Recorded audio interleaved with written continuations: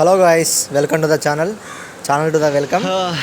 ఈరోజు మా first day అయిన స్విఫ్ట్. ఈరోజు మా ఫ్రెండ్స్ అందరూ స్విఫ్ట్కి వచ్చాము. మేము ఒకసారి చూసుకోవచ్చు, state institute of fisheries technology. Friends, మనం ఒకసారి వెళ్దాం పైకి. అవుట్ సైడ్ వ్యూ అయితే చాలా బాగుంది. ఒకసారి మీరు కూడా చూడొచ్చు ఎంత బాగుందో. ఇది మాకు ఇచ్చారు రూమ్స్ 14 and 15.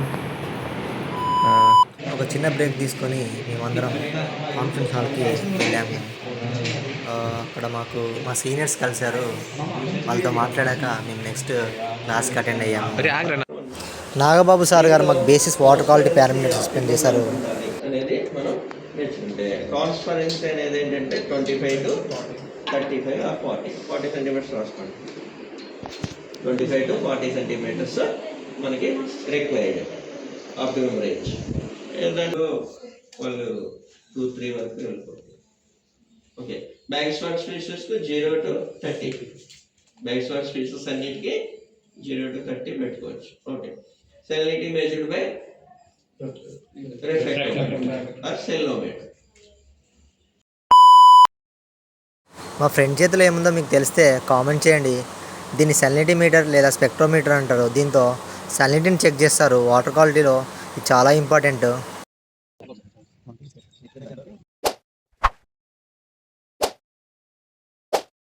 అలా సార్తో కొద్దిసేపు బేసిక్స్ గురించి మాట్లాడుకున్నాక ఇంకా ప్రాక్టికల్ స్టార్ట్ చేద్దామని అనుకున్నాము. బేసిక్స్ లేని మనం ఏమీ చేయలేము కాబట్టి బేసిక్స్ నుంచే స్టార్ట్ చేయాలి మనం ఏదైనా కానీ. అందుకోసమని మనం ఫిజికల్గా కొన్ని వాటర్ క్వాలిటీ పారామీటర్స్ ఇందాక చెక్ చేసాము. మీరు కూడా చూస్తారు. ఇప్పుడు కెమికల్గా మనం ఎలా చెక్ చేయాలో చూద్దాము. ఈ ల్యాబొరేటరీలో మనకు కావాల్సినవి అన్నీ ఉంటాయి, వెల్ ఎక్విప్మెంట్గా ఉంటాయి. దీంట్లో nitrate, phosphorus, iron, carbon, bicarbonates, ఇంకా టీడీఎస్ అండ్ టీఎస్ఎస్ కూడా మనం క్యాలిక్యులేట్ చేసుకోవచ్చు దీంట్లో. అని ఈ టెస్ట్లన్నీ చేయాలంటే మనకు చాలా టైం పడుతుంది కాబట్టి ఇవన్నీ ఒకేసారి చెప్పడానికి అవ్వట్లేదు. కొన్ని పార్ట్స్లో డివైడ్ చేసి మీకు నెక్స్ట్ వీడియోలో పోస్ట్ చేస్తాను.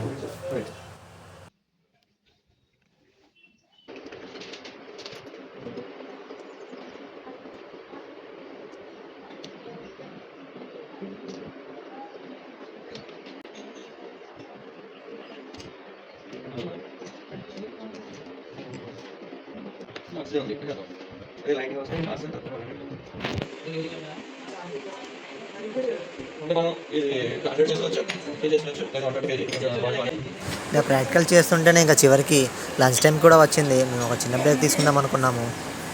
నెక్స్ట్ పార్ట్ మీకు మళ్ళీ పెడతాను నేను.